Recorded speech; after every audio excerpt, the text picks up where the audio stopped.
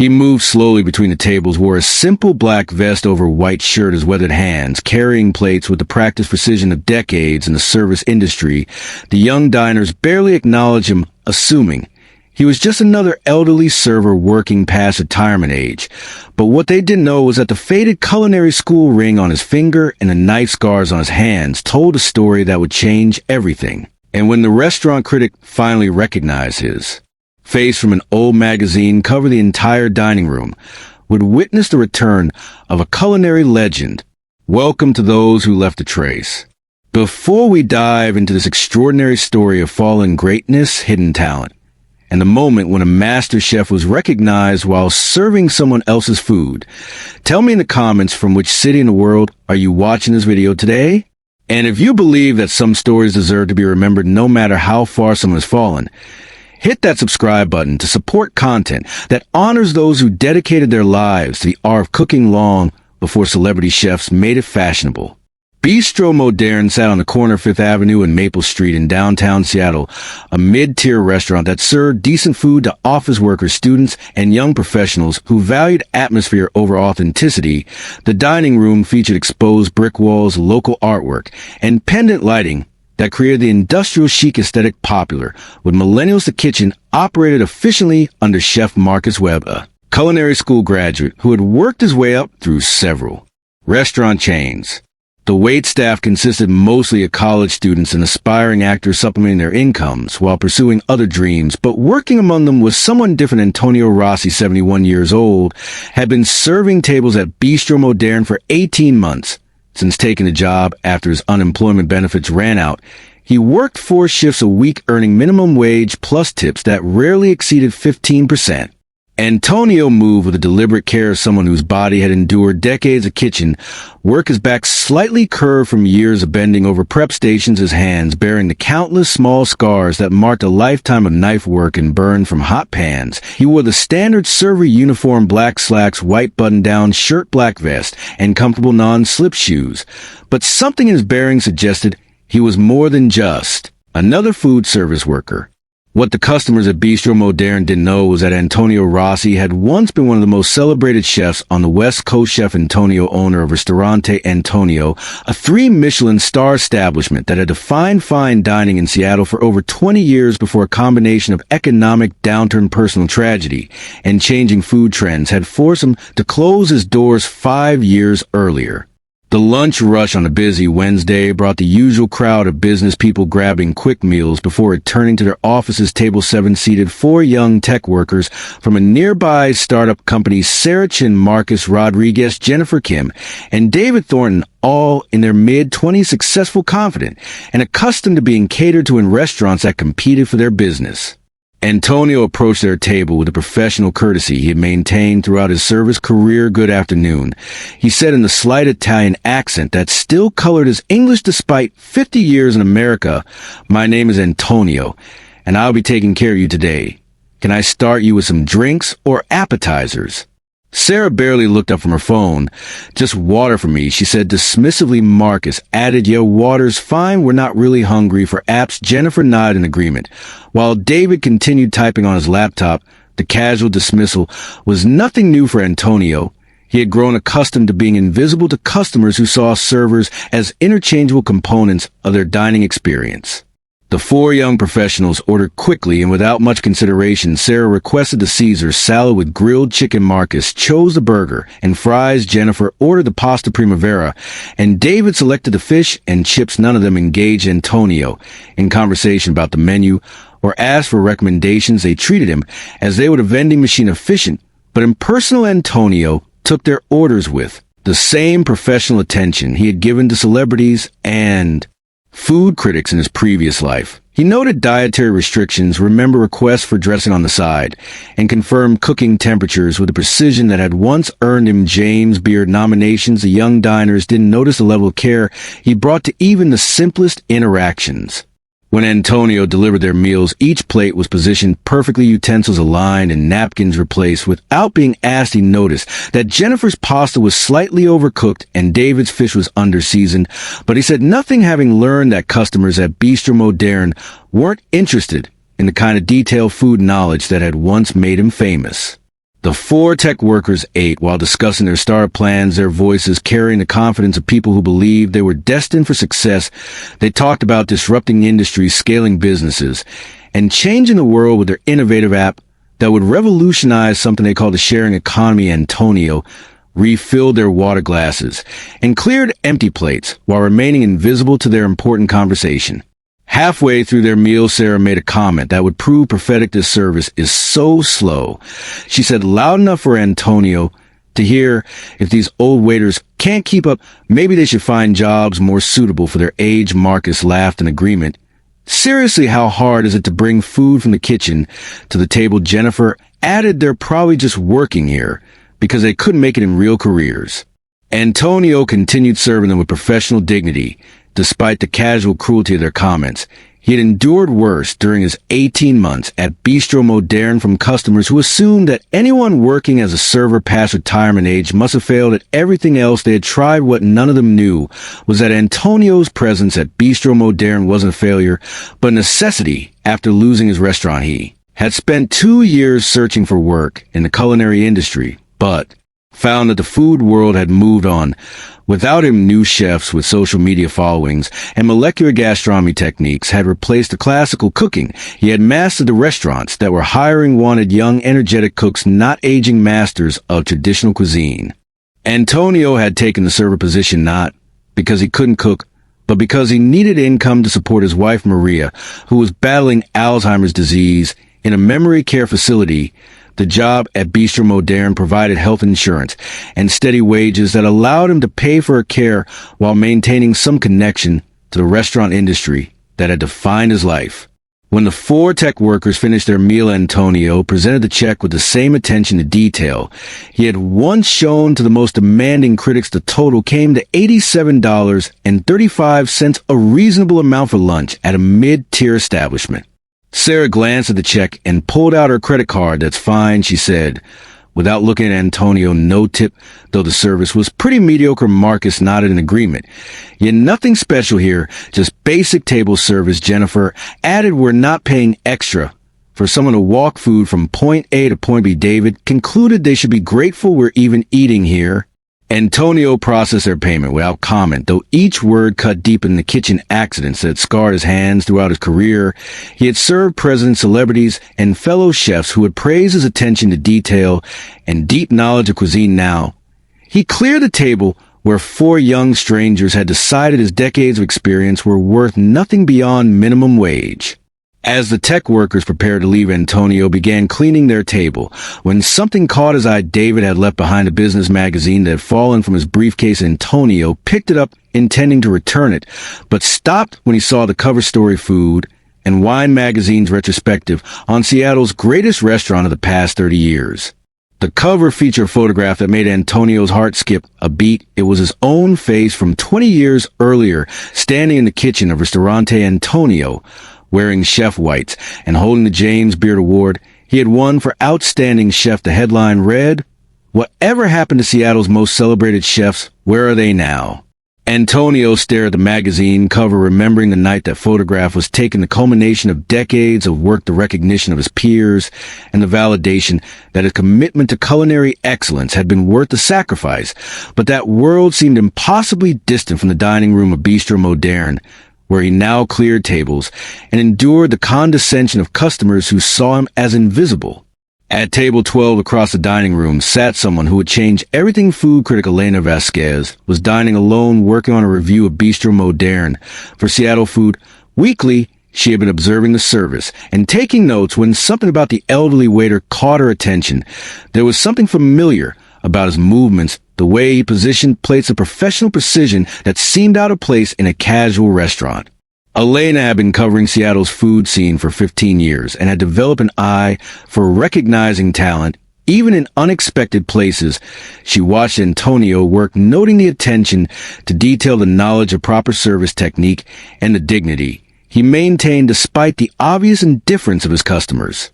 When Antonio approached her table, Elena looked more closely at his face and felt a shock of recognition.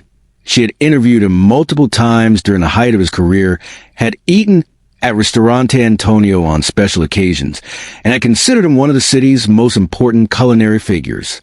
Antonio, she said quietly when he came to refill her water glass. Chef Antonio Rossi. Antonio paused mid-pour, his eyes meeting hers with the guarded expression of someone who had learned to be wary of recognition. Hello, Ms. Vasquez, he said simply, his voice carrying years of accumulated weariness.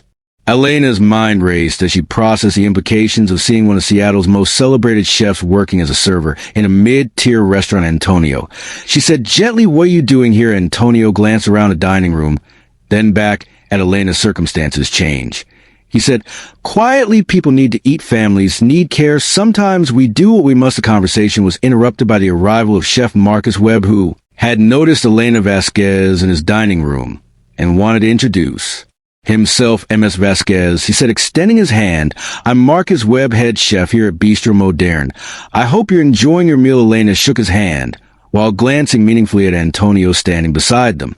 Marcus, she said, choosing her words carefully. Do you know who this is? Marcus looked confused at the question. He's Antonio, one of our servers, been here about a year and a half, good worker, very reliable. Elena felt her anger building as she realized that the restaurant had no idea they had a culinary legend washing dishes and serving tables.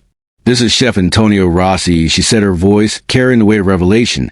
He owned Ristorante Antonio, 3 Michelin stars, James Beard Award winner, one of the most important chefs in Seattle history, and you have him serving Caesar salads to tech bros who don't tip. The effect was immediate and dramatic. Marcus Webb's face went through a series of expressions: confusion, recognition, shock, and finally shame. Other diners who had overheard Elena's words began turning to look at Antonio, who stood quietly bearing the sudden attention with the same dignity he had shown throughout his service. Word spread quickly through the dining room as customers pulled out their phones to Google Chef Antonio Rossi and Ristorante Antonio. Within minutes, the casual Wednesday lunch crowd had transformed into a gathering of people staring at a living legend who had been invisible to the moment. Elena Vasquez stood from her table and addressed the dining room loudly. Everyone, she said, her voice carrying the authority of her position as food critic, this man Antonio has been serving you with the same attention to detail and professional excellence that once earned him 3 Michelin stars and international recognition. He has been treated as invisible by people who don't understand that they're in the presence of greatness. The 4 tech workers who had refused to tip Antonio and criticized the service sat frozen as they realized they had insulted one of the most accomplished chefs in the city's history. Sarah Chin felt her stomach drop as she remembered her comment about old waiters finding more suitable work. Marcus Rodriguez wanted to disappear as he recalled laughing about basic table service. Other customers began approaching Antonio to apologize for not recognizing him, to ask about his legendary restaurant, and to express amazement at finding him working at Bistro Moderne. The attention was overwhelming for someone who had spent 18 months trying to remain invisible. Chef Marcus Webb found himself in the surreal position of discovering that his most experienced employee was infinitely more qualified than he was. Antonio, he said, his voice shaking with emotion, why didn't you tell us who you were? Antonio looked at him with tired eyes. Would have mattered, Marcus? Would you have paid me more, treated me better? Or would you have worried that I might threaten your position?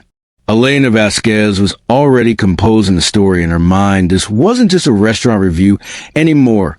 This was a human interest piece about the disposability of talent, the invisibility of age, and forgotten heroes of Seattle's culinary scene.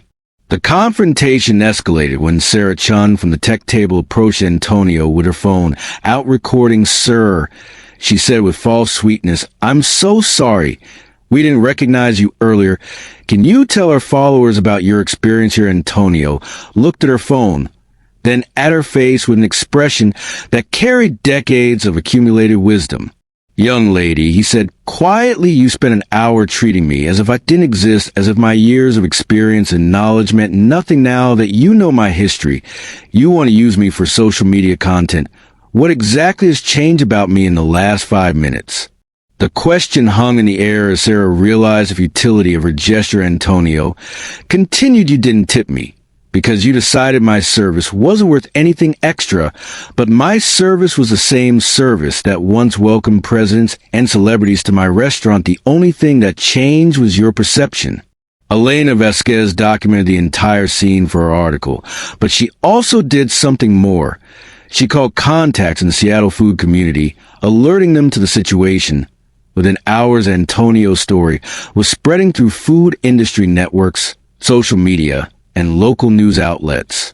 The story that emerged was complex and heartbreaking after closing Ristorante Antonio following his wife's diagnosis, and the economic pressures of changing dining trends. Antonio had struggled to find work in an industry that had moved beyond classical cooking. He had swallowed his pride, taken the server position, and worked quietly to pay for his wife's care. The revelation transformed Bistro Moderne. Overnight food enthusiasts began making reservations, hoping to be served by the legendary chef. Customers who had previously ignored Antonio now sought him out for recommendations and stories about the golden age of Seattle dining. Chef Marcus Webb offered Antonio a position in the kitchen, but Antonio declined, explaining that he needed the flexibility of server hours to visit his wife, and that cooking professionally would be too painful a reminder of what he had lost. Instead, something remarkable happened. The Seattle food community rallied around Antonio. Established chefs who had trained under him or been inspired by his work began visiting Bistro Moderne, not for the food, but to show respect to a master they had feared was lost. Food and Wine magazine commissioned Elena Vasquez to write a comprehensive profile of Antonio's fall and the broader story of displaced culinary talent. The article, titled The Invisible Masters, explored how the restaurant industry discarded experienced professionals in favor of youth and social media presence.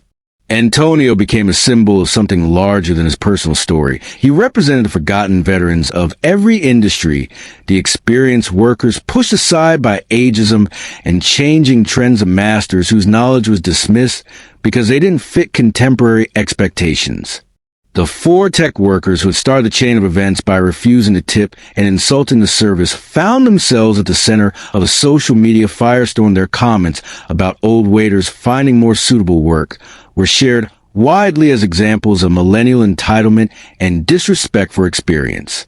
Sarah Chin issued a public apology on social media, acknowledging her behavior and announcing a donation to Alzheimer's research in honor of Antonio's wife.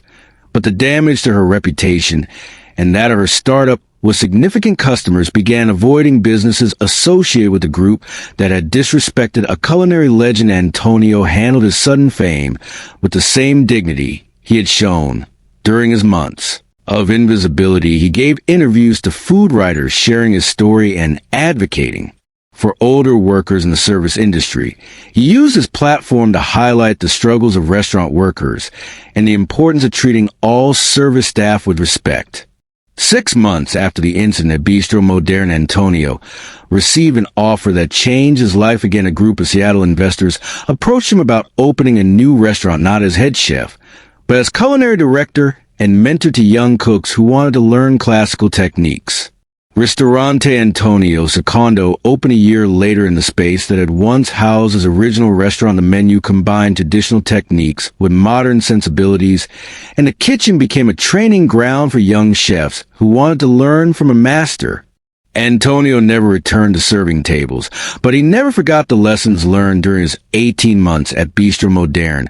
He instituted policies at his new restaurant, ensuring that all staff members, regardless of position, were treated with dignity and respect. The story of Antonio Rossi became a case study in business schools and culinary programs, illustrating the importance of recognizing talent regardless of its packaging, the dangers of ageism, and the value of experience in an industry obsessed with youth and novelty. Elena Vasquez's article won several journalism awards and led to a book deal exploring the hidden stories of displaced workers across various industries. Antonio's story became the centerpiece of a broader examination of how society treats its aging workforce.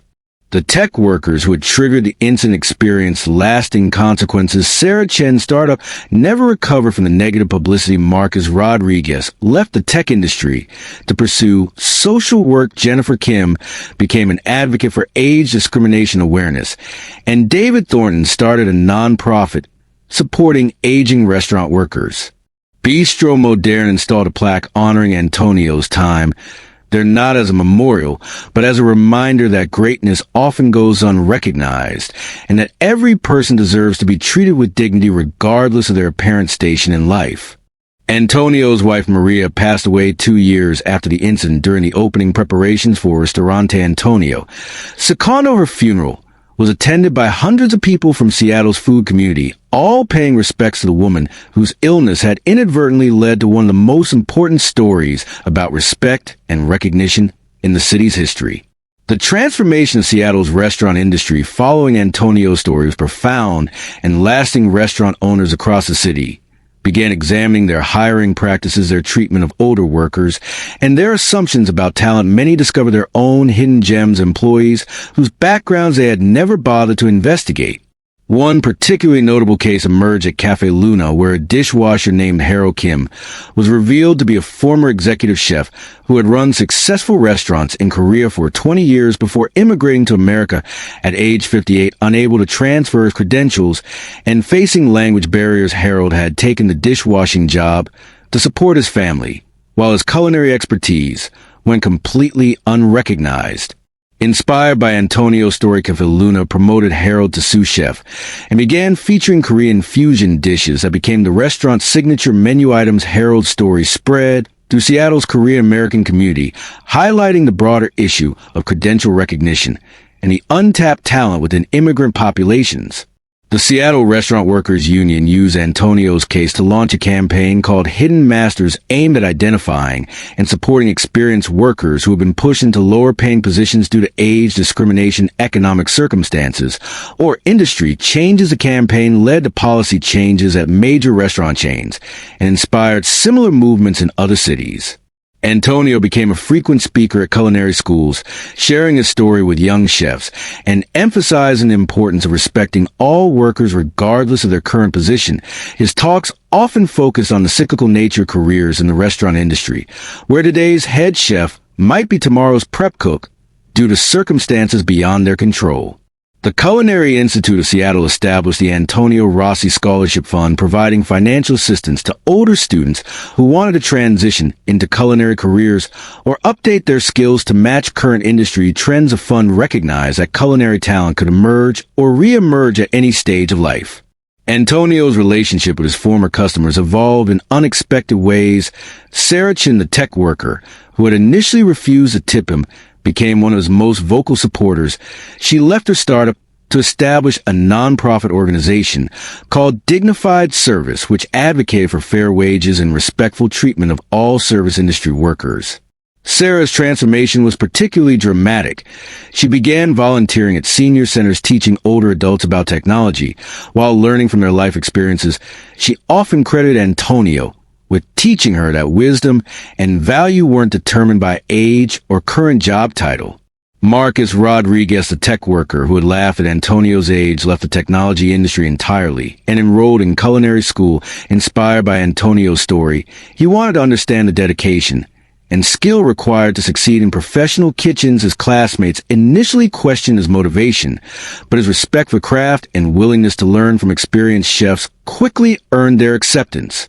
Jennifer Kim used her social media following to highlight stories of hidden talent across various industries. Her Instagram account featured profiles of taxi drivers who were former engineers, teachers working as baristas, and retired professionals who had taken service jobs to make ends meet. Each story emphasized the complexity and worth of every individual.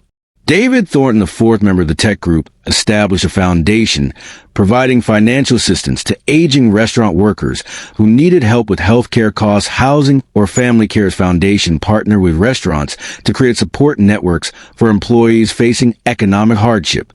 The four tech workers' public apologies and subsequent actions became a case study in genuine redemption, showing how acknowledging mistakes and taking concrete action to address harm could lead to meaningful change. Their story demonstrated that the young professionals who had dismissed Antonio weren't inherently bad people, but product of a culture that devalued experience and equated current position with personal worth.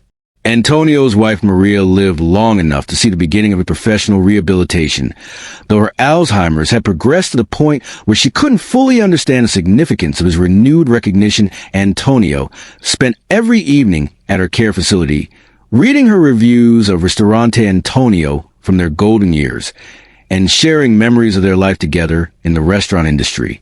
Maria's condition deteriorated slowly but steadily, and Antonio balanced his new responsibilities as culinary director with his role as devoted husband. He arranged his schedule at Ristorante Antonio, secondo, to allow for daily visits, and hired private caregivers to supplement the facility staff, ensuring Maria received the best possible care.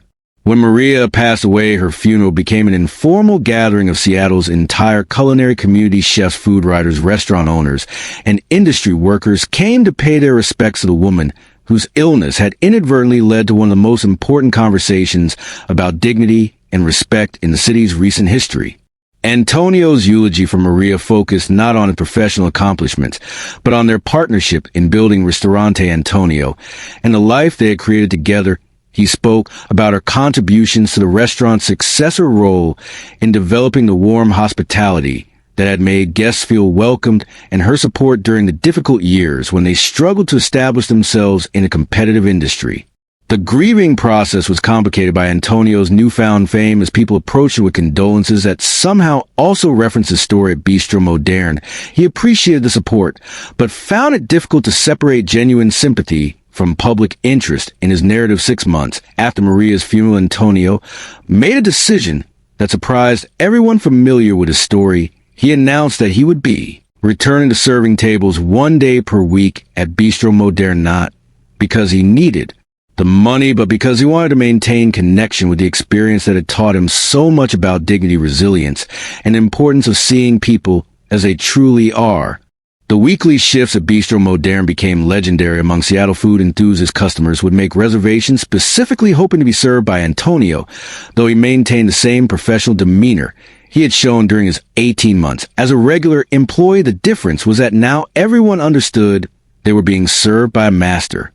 Young servers at Bistro Moderne competed for the opportunity to work alongside Antonio, learning from his techniques, his customer service philosophy, and his approach to handling difficult situations.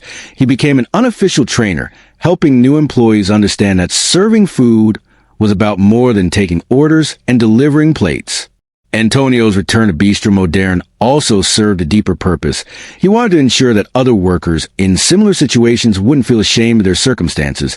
He deliberately chose to continue serving tables to demonstrate that there was honor in all honest work, regardless of one's background or previous achievements. The media coverage of Antonio's voluntary return to serving generated another wave of discussions about work dignity and the value of service industries.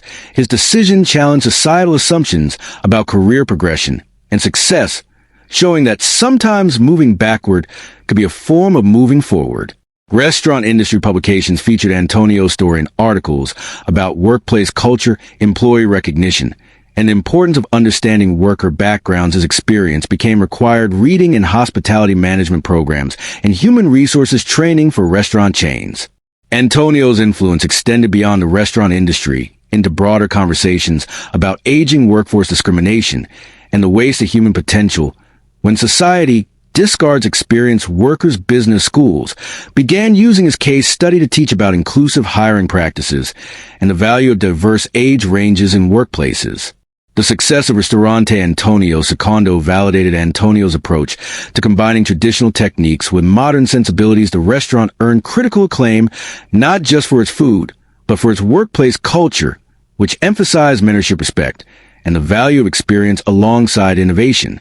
Young chefs from across the country sought positions at Ristorante Antonio Secondo, not just to work with Antonio, but to be part of an establishment that had become synonymous with ethical treatment of workers and recognition of talent regardless of its packaging. The restaurant's waiting list for positions often extended months into the future. Antonio established a formal mentorship program pairing experienced chefs who had faced career setbacks with restaurants willing to provide opportunities for redemption. The program helped dozens of displaced culinary professionals find new positions while educating restaurant owners about the value of hiring experienced workers. The program expanded beyond chefs to include servers, bartenders, and other restaurant workers who had expertise that wasn't being recognized. Antonio's own experience as an unrecognized talent working in plain sight had taught him to look for similar situations throughout the industry. Culinary schools began inviting Antonio to serve as guest lecturer not just about cooking techniques, but about career resilience, professional dignity, and the importance of treating all restaurant workers with respect. His classes often included practical exercises in recognizing talent and potential in unexpected places. Antonio's story inspired documentary filmmakers who created a feature-length film about hidden talent in service industries. The documentary followed several individuals whose backgrounds were unknown to their co-workers and customers, including a former symphony conductor working as a hotel bellhop and a retired surgeon driving for a rideshare company. The documentary premiered at the Seattle International Film Festival and was subsequently picked up by streaming services, reaching audiences far beyond the restaurant industry. It sparked conversations about how society assigns value to different types of work and the stories that remain hidden behind job titles and uniforms. Antonio served as executive producer for the documentary, ensuring that the stories were told with dignity and that the subjects were compensated for sharing their experiences. He used his platform to advocate for the other individuals featured in the film, helping several of them find opportunities that better match their skills and experience. The ripple effects of Antonio's story continued to spread years after the initial incident at Bistro Moderne restaurants across the country implemented policies requiring management to learn about their employees' backgrounds not for purposes of discrimination, but to better understand and utilize their team members' full potential. Labor advocacy groups use Antonio's case to push for legislation protecting older workers from age discrimination and requiring employers to provide clear pathways for advancement regardless of workers' ages. The legal changes were gradual but meaningful, creating better protections for experienced workers across industries. Antonio's influence on Seattle's food culture became permanent with the establishment of the annual Antonio Rossi Day of Recognition, where restaurants throughout the city honored their longest-serving and most experienced employees. The event combined celebration with education about the value of institutional knowledge and worker dignity. 10 years after the incident that changed his life, Antonio remained active in Seattle's culinary community. Though he had scaled back his direct involvement in daily restaurant operations, he continued mentoring young chefs, advocating for worker rights, and serving his weekly shift at Bistro Moderne as a reminder that all honest work deserves respect. The table where the 4 tech workers had refused to tip Antonio was eventually marked with a small plaque reading, "This table is dedicated to the recognition that every person carries a story worth knowing." The plaque served as a conversation starter, helping diners think about the people who served them and the assumptions they made about others. Antonio's legacy extended far beyond the restaurant industry into broader cultural conversations about respect, dignity, and the value of human experience. His story became a touchstone for discussions about how societies should treat their aging populations and what it means to truly see and value other people. Educational institutions began incorporating Antonio's story into curricula ranging from business ethics to sociology, using his experience to teach students about the complexity of human worth and the dangers of making assumptions based on surface appearances. Antonio's influence on individual lives was immeasurable. The servers who worked alongside him at Bistro Moderne carried his lessons about dignity and professionalism into their subsequent careers. Many of them credited Antonio with teaching them that their worth wasn't determined by their current job, but by the respect and care they brought to their work. The young chefs who trained under Antonio at Ristorante Antonio Secondo spread his philosophy throughout the culinary world. As they advanced in their own careers, they implemented his teachings about respecting all restaurant workers, recognizing hidden talent, and creating inclusive workplace cultures. Antonio's story became a permanent part of Seattle's cultural narrative, appearing in guidebooks, tourism materials, and local history courses. Visitors to the city often sought out Bistro Moderne and Ristorante Antonio Secondo not just for the food, but to connect with a story that had touched people around the world. Today, Antonio Rossi, at 76, continues to work in Seattle's restaurant industry, though at a pace that allows him to enjoy the recognition and respect that had been absent during his months of invisibility. He remains humble about his influence, often saying that he simply did what needed to be done, and that the real heroes were the people who chose to see him when he felt invisible. So now I ask you, have you ever encountered someone like Antonio, someone whose quiet presence carried the weight of extraordinary achievement, someone who served you with dignity while you remained oblivious to their greatness? Share their name in the comments. Tell us how they showed you that talent and worth aren't always visible on the surface, Because of those who left a trace, we believe the most powerful stories aren't always the loudest, they're the ones carried by people who continue to excel. Even when no one is watching, even when no one cares to look beyond the uniform to see the master underneath. Thank you for watching. If the story moved you, share it with someone who needs to remember that greatness comes in all forms and at all stages of life. Subscribe to support more stories that honor those who dedicated their lives to their craft and continue to practice it with dignity, even when the world has moved on. And the next time you encounter someone in the service industry, remember that you might be in the presence of a master disguised as an ordinary worker. You might be looking at someone whose knowledge and experience deserve your respect, not because of what they once were, but because of who they still are beneath the surface. So now I ask you, have you ever encountered someone like Antonio, someone whose quiet presence carried the weight of extraordinary achievement, someone who served you with dignity while you remained oblivious to their greatness? Share their name in the comments. Tell us how they showed you that talent and worth aren't always visible on the surface. Because of those who left a trace, we believe the most powerful stories aren't always the loudest, they're the ones carried by people who continue to excel. Even when no one is watching, even when no one cares to look beyond the uniform, see the master underneath. Thank you for watching. If this story moved you, share it with someone who needs to remember that greatness comes in all forms and at all stages of life. Subscribe to support more stories that honor those who dedicated their lives to their craft and continue to practice it with dignity, even when the world has moved on. And the next time you encounter someone in the service industry, remember that you might be in the presence of a master disguised as an ordinary worker. You might be looking at someone whose knowledge and experience deserve your respect, not because of what they once were, but because of who they still are beneath the surface.